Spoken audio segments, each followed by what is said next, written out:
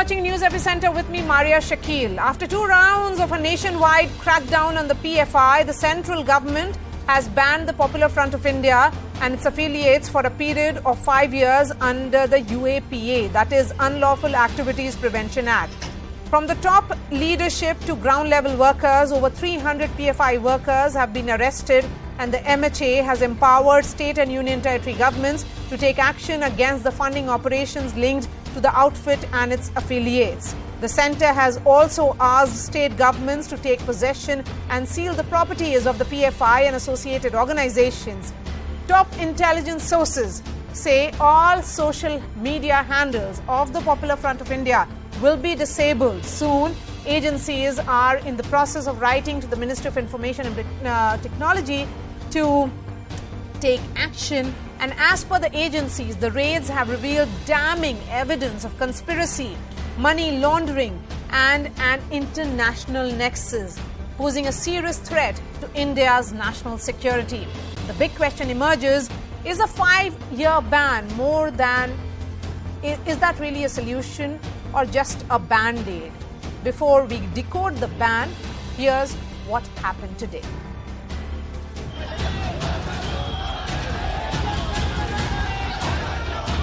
After 2 rounds of intensive raids and more than 300 arrests, it finally happened. The centre banned the Popular Front of India and its associates for 5 years under the Unlawful Activities Prevention Act. Listing the reasons behind the ban, the Home Ministry's notification stated that PFI is involved in several criminal and terror cases and shows sheer disrespect towards the constitutional authority. With funds and ideological support from outside, it has become a major threat to the internal security of the country. And investigations in various cases have revealed that the PFI and its cadre have repeatedly engaged in violent and subversive acts. निश्चित रूप से लंबे समय से जांच चल रही थी, कुछ ना कुछ ऐसा मिला है जो उनकी गतिविधियों को संदिग्ध बनाता है. With PFI being declared an unlawful organization, their properties could be attached and activities of their members could be deemed illegal. Where right now in the Benson town, where happens to be the PFI state head office here, are leaders across the state and from also outside the state. So they used to come and visit this organization. A team of police officials have managed to reach over here. They are inspecting this entire site, just making sure that no untoward incident happens over here. And that is the reason why a team of police officials have just arrived. The ban was welcomed by most state governments. This is a very, very welcoming move. PFI and CFI create a fertile ground. Al-Qaeda Indian subcontinent can recruit youth. जो minorities है उसमें घुसकर वहाँ पर unrest निर्माण करना, वहाँ पर इंडोक्ट्रिनेशन करना, फंडिंग की भी अपनी व्यवस्था की है, छोटे-छोटे अकाउंट निकालकर उसके माध्यम से किसी के ध्यान में ना आए इस प्रकार से ये टेरर फंडिंग कर रहे थे. But politics wasn't far behind, with many opposition leaders questioning the move. Every Muslim youth will now be arrested with a PFI pamphlet under India's black law UAPA. How come PFI is banned but organizations associated with convicts of Khaja Ajmeri bomb blast are not? Why has government not banned right-wing majoritarian organizations? Bans really have not worked in the past. The same people can work with a different name in a different organization. Earlier RSS was banned thrice. I just stopped them. For several years now, PFI has been one of the biggest threats to India. Their members chopped the hand of a college professor in Kerala.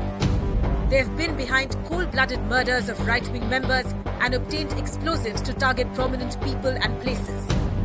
So why object to a crackdown on such a radical organization? And this radical organization was on the radar of the agencies for the last few weeks and months. In fact, it all began on September 22nd when the NIA, the Enforcement Directorate and the state police forces of various states carried out raids.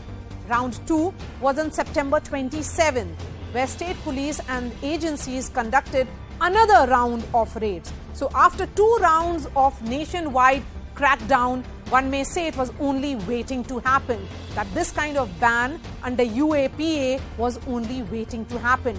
Round 1 saw PFI leaders and their officers raided in 13 states, while round 2, that happened on 27th, saw raids in 8 states, and all of them were BJP-ruled states. In round 1, the raids saw the arrest of important leaders of the PFI, including their spokespersons, while over 200 PFI workers were arrested in the morning raids that took place on September 27. So what led to the raids? This is what top government sources have told CNN News 18. First, there was a secret agenda to radicalize society, and the implications of that was evident. We had seen those protests in favor of hijab that played out in Karnataka, which was led by the Campus Front of India, an association which has already been banned along with the PFI. The PFI link to terror groups like the ISIS was also coming to light. That's what the sources are telling us. PFI has the potential to disturb the peace, evident again because their involvement in anti-CA protests that happened across the country has surfaced. PFI also indulged in illegal activities is what sources are telling us as well. And reason 5, PFI's operations are prejudicial to the security of India. That's what the sources in the investigating agencies are telling CNN News 18. And now the ball is in the court of various state governments to ensure that, as far as the ban is concerned, is implemented in letter and spirit. Joining me now is BC Nagesh. He's Karnataka's education minister. Remember, this was one state which saw protests in favor of hijab, pro-hijab protests, which were led by the Campus Front of India.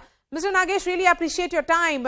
You have been on my shows in the past, particularly when the protests were happening in the context of hijab, and you had said then that it is all being led by the Popular Front of India. The question that I wish to ask is, what was giving your government, your state government, that confidence that it is in fact being backed by the PFI? See, particularly after Siddaramaiah became the Chief Minister of Karnataka, PF had got strength because of the decision taken by then the government.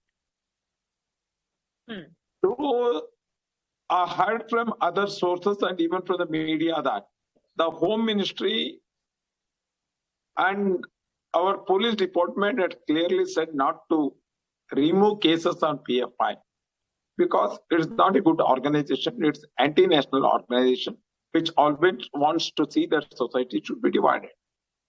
Even after such things, then the Congress government removed cases without investigation.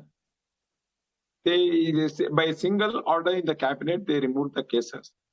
So PFI started growing, and then it wanted to, as you know, that most of the Muslim leaders doesn't want ladies of that community to be educated. They want to be always, they want to depend on that. Because of that, they started a hijab movement. Even then, the Congress supported PFI. So PFI got strength and they started working like that. And even they did not work from backward. They openly, PFI and SDPI and Campus Front of India openly came in support of the girls. Means that our home department also saw that PFI was behind that. Because of that, I told you. Okay, Mr. Nagesh, following those protests against, in fact, in favor of hijab, there were certain other incidents that had taken place as well over Ganesh Chaturthi ground. Then there were meat ban issues. Do you, was PFI playing a role in polarizing society then? Several such contentious issues had surfaced. Definitely. PFI wants to polarize one particular community and brainwash their mind against the country. That was the purpose of PFI. And not only they did it, but you saw that most of the Hindu workers were murdered in Karnataka for last 10 years. Even recently, when Mr. Praveen was murdered in the South Canada, that is in the coastal Karnataka, and the everyone was knowing that the hand of PFI was there. Even in Shumaga, the same thing was repeated. When Mr. Rudresh was done in Bangalore, again the hand of PFI was there. So repeatedly they wanted to see that there will be some violence should take place, and the development will be stopped by doing such things. Okay, was this communicated by your government to the centre? Because at the centre is also a BJP government, and also their role during the anti-CA protests? No, we did not had a big protest when CAA decision was taken from the central government. Okay. But after removing the cases, which was put on the PFI, the activity of those organizations was in a different way. They started attacking the Hindu leaders, and they wanted to disturb the Hindu movements. They actually, as you know, that PFI took its route from Kerala, and they entered the coastal Karnataka, which is the border of Kerala. There, their activity was started, and it was promoted by Congress. And so, day by day, after their organization strength started increasing, they started such activities. Okay, a section of the Congress is saying, Mr. Nagesh, that this ban is coming too late.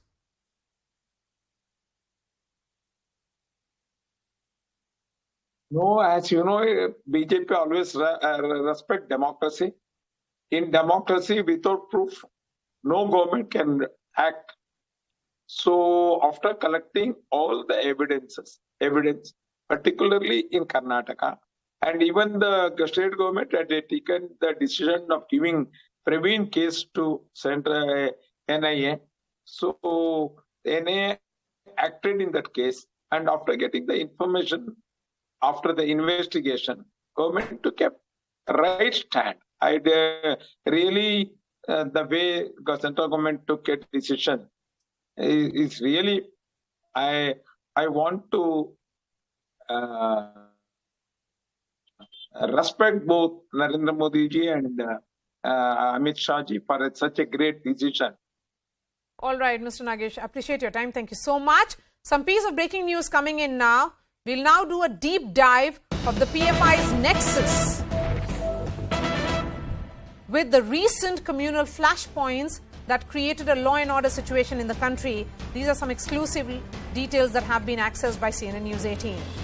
If we look at the hijab protest in Karnataka, the Karnataka police has said 2 suspects are linked to the PFI who plotted to instigate violence through the protests. The PFI-linked suspects were armed with dangerous weapons. Now, take a look at the anti-CA protests.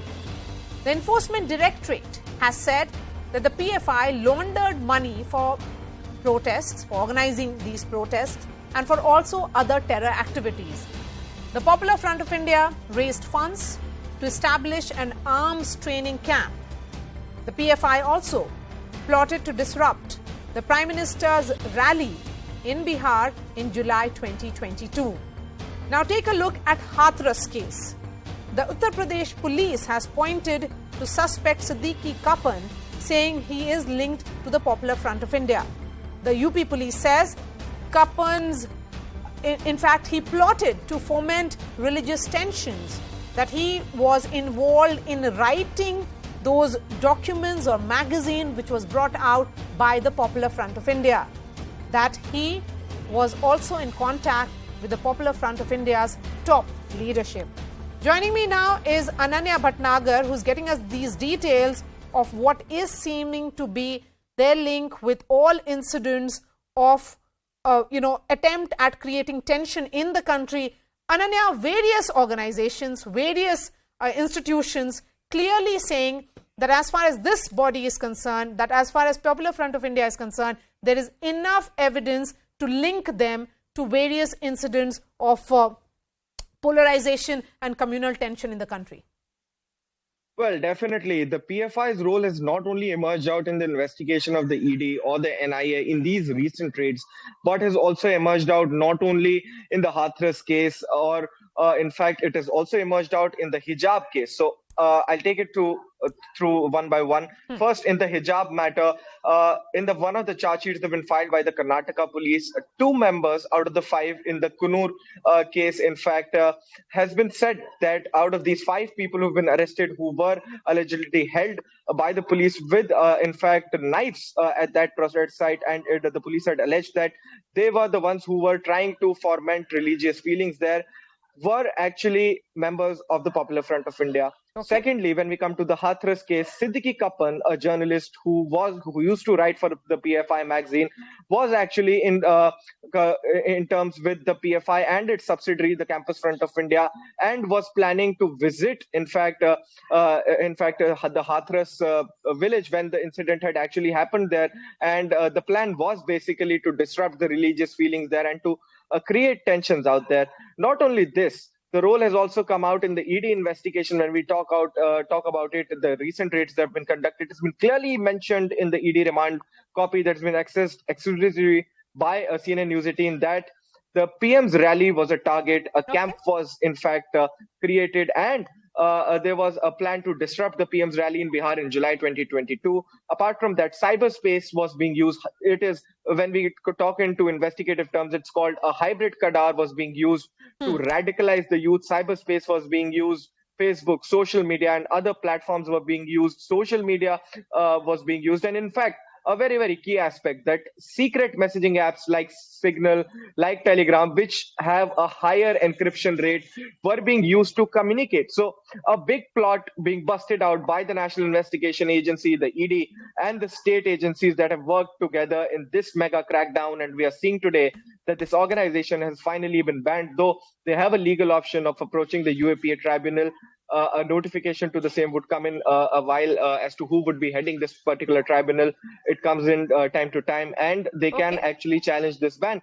But a very, very key aspect at this moment is that their involvement is there in a lot of activities. And in fact, the Enforcement Directorate says that they were actually terror funding as well. The funds were being used to fund also the CAA protest, the anti-CAA protest that had happened in not only in the national capital, but also in various other states in the country. When the Citizenship Amendment Act was brought in, a communal angle was being given to these protests, that it is against a certain community. But what has also emerged out is that the PFI was actually funding these protests. Thank you so much for joining me, Ananya Bhatnagar, there getting us the latest in the investigation and talking about how the Popular Front of India was linked and has been linked to various incidents of communal tension that India has witnessed in the last few years. Joining me on the show, Dr. Anshul Avijit, spokesperson of the Congress, Dr. Geeta Bhatt, academician, Yashwardhan Azad, former IPS officer. We also have Advocate Ehtesham Hashmi, he is political analyst, and Dr. Fayaz Ahmad Faizi is author and columnist. Dr. Fayaz, the ban on the Popular Front of India under the UAPA Section 3, in fact, it makes it a terrorist organization. The aim is to ensure that it doesn't get any more funding, that its activities are completely crippled, and rightly so. Shouldn't more and more people from the Muslim community now come out openly supporting this ban? That is the need of the hour, because it's becoming political unnecessarily. Yes, it's very good initiative by the government. We openly welcome this step, timely step, good step and necessary step to combat the Muslim communalism. If you see, there are so many news channels used to talking about the Hindu communalism, but there are very little talk on Muslim communalism. And I think, and in my opinion, Hindu communalism is the reactionary event of the Muslim communalism. So first time government has taken a big and a strong step to combat the Muslim communalism. So it's a very good step, and it directly fulfilled the 90% of total Muslim, which are the indigenous Muslim. We called as Pasmanda Muslim. Because the main victim of this radicalization are we people, the indigenous Pasmanda Muslim. They are poor, they are deprived, so they easily get radicalized by these Ashraf-led organization, mainly Popular Front of India. I think that point that has been made here, Yashwardhan Azad, Yashwardhan Azad, this point that is being made by Dr. Fayaz Ahmed becomes important. He is talking about Panda Muslims, or Muslims who are not very well to do. They do not have educational support, they do not have financial support, and then they get lured by organizations such as Popular Front of India. Of course, this has been banned now. I'm looking at that notification that was put out by the Home Ministry, and they say clearly that the PFI and its associates or affiliates or fronts operate openly as a socio-economic, educational and political organization. But they have been pursuing a secret agenda to radicalize a particular section of the society, working towards undermining the concept of democracy. And that's what happened in the case of hijab protests. That's what happened in the case of anti-CA protests. See, Maria, taking off from what my last learned panelist had said, let me say at the very outset that 99.99% of the Muslims in our country have nothing to do with organizations like PFI.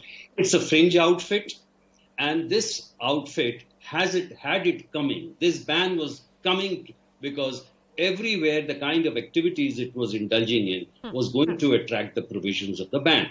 Now, you realize that even if you see a little bit of chronology in Kerala itself in 2010, when it was a Marxist government, when it called it the Islamic State and it trying to create an Islamic State, to 2012 when Oman Chandi, a Congress man, was the CM, and PFI was disallowed to do that freedom parade because they said it is nothing but an organization called SIMI in new form. The question is, a rabid communalist may not be a terrorist. So I would say the internecine battles, the communal battles which are being fought between the RSS and all that are of not much importance. The important part in the PFI arrest is the three things. One is radicalization.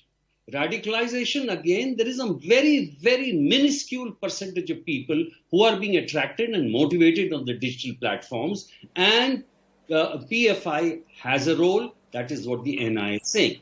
Number two is the organization of the terror camps. Now, there is a special provision in the UAPA Act for punishing the terror camps. And number three is the terror funding. Now, there is collection going on in Muslim countries. That's fine. That really doesn't matter. It is coming through Hawala channels. Okay, that is an income tax thing.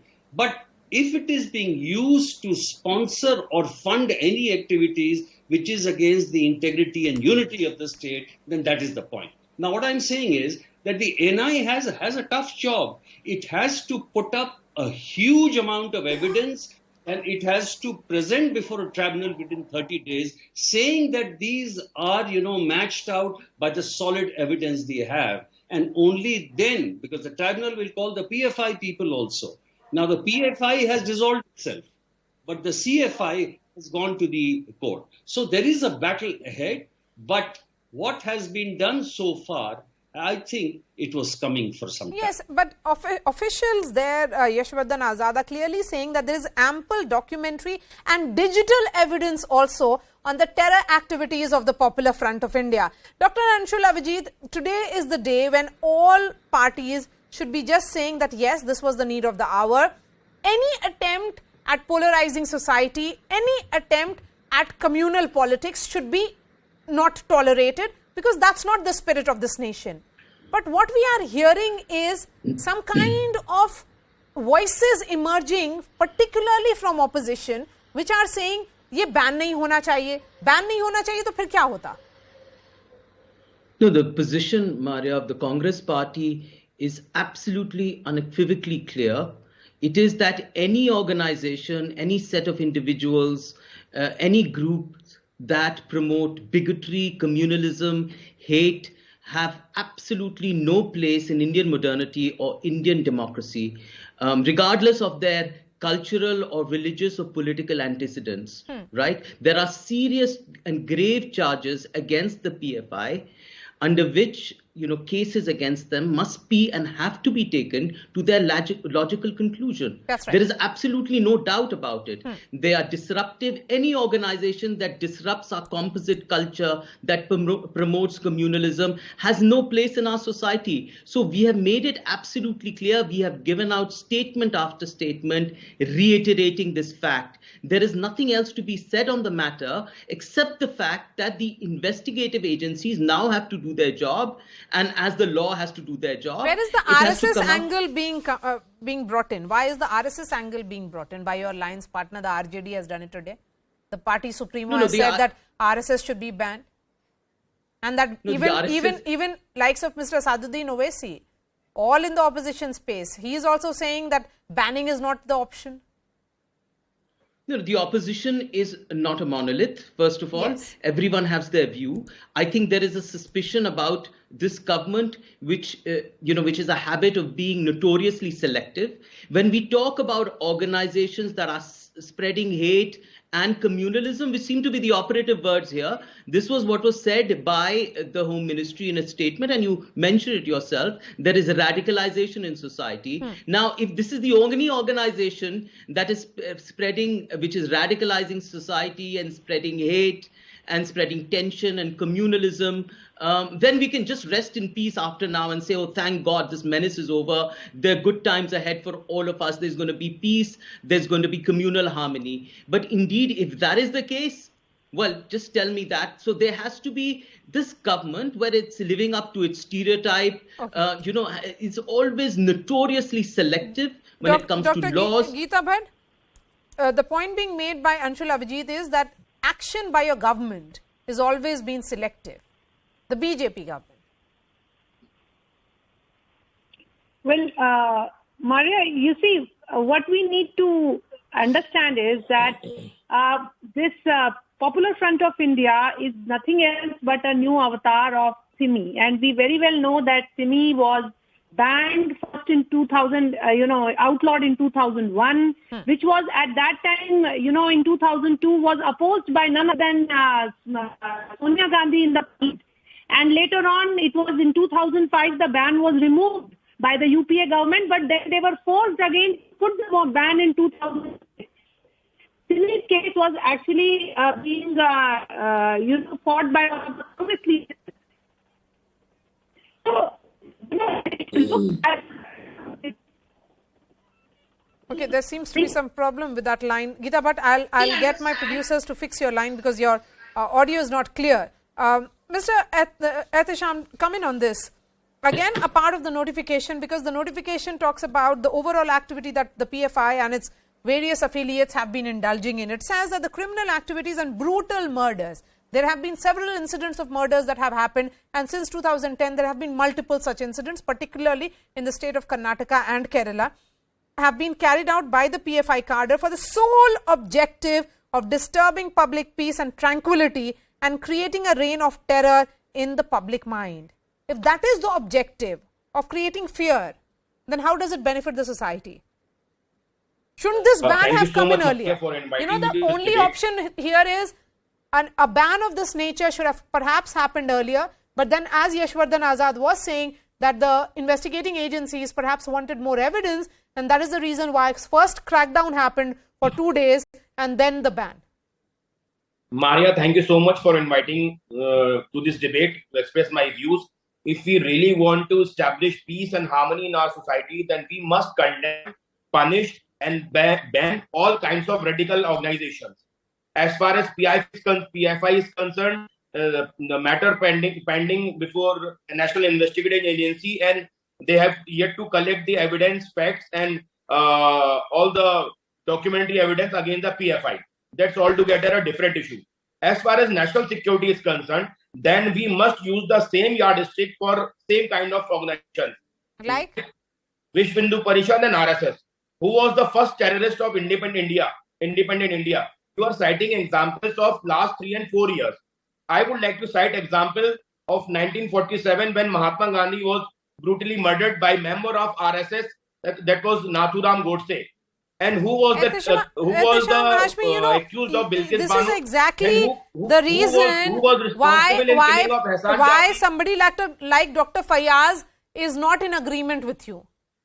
Because you are taking us back in time at the time. No, my question is of today. PFI and its members have been indulging in unlawful activities. They were trying to divide India. That Maria, this organization and its linkages have been established. PFI is involved in such type of criminal and terrorist activities. If there is evidence in the support of RSS involvement in the terrorist activity, there is law in India, the law will work out. Maria, we are talking about the ban on PFI. There are a lot of evidences. On the ground of evidences, India is run by a constitution, run by a law and order.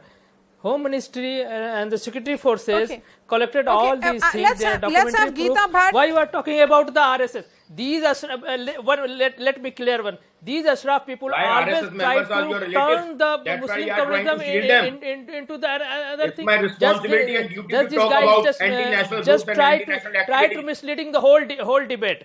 My point is that. Let's have Maria, just allow me to rebut for a minute. Ehtesham and Dr. Geeta Bhatt on the screen now, please. That PFI is banned. Okay, go ahead. Ehtesham Hashmi. Maria, I just want to say that recently one Yashwant Shinde, he was the member of RSS and Vishwa Hindu Parishad since last 19 years. He filed an affidavit before District Court Nanded, that's in Maharashtra. He specifically admit and make very crucial allegation against RSS that RSS members and RSS organization is involved in executing bomb blasts. And they used to send youth, Hindu youth, to get themselves trained in a bomb blast and executing bomb blast. And I can cite example of Ajmer bomb blast where RSS members found Geeta Bhatt, will you respond to him? And they have been punished by the court. Here, Geeta Bhatt. This demand that RSS should be banned as well. Well, Maria, you see, I mean, we all know that in the past there were three such occasions when it was tried that RSS be banned, but all the three times, once the commission sat for that purpose, but ultimately they could not find anything, and they had to lift the ban. And the other two times also the court lifted the ban because they could not find anything conclusive. So those who are making these allegations, they are welcome to go to the court and prove it. No one is stopping them, but the fact remains that there is ample evidence which shows that PFI as an organization has been indulging in terror activities, in inciting violence, in illegal arms, in illegal bomb making, in inciting of and propagating jihad. We have seen that what kind of an incriminating evidence that has been found in and action has started already with multiple states. At the moment, most of those are ruled by the BJP, have gone ahead and started sealing their offices as well. Thank you so much for joining us, Geeta Bhatt, Yashwardhan Azad, Advocate Ehtesham Hashmi, Dr. Anshul Avijit and Dr. Fayaz. We are slipping into a short break. After that, we'll get you details of the liquor gate in the national capital. Arrests have been made. We'll get you some exclusive information after a very short break. Stay with us.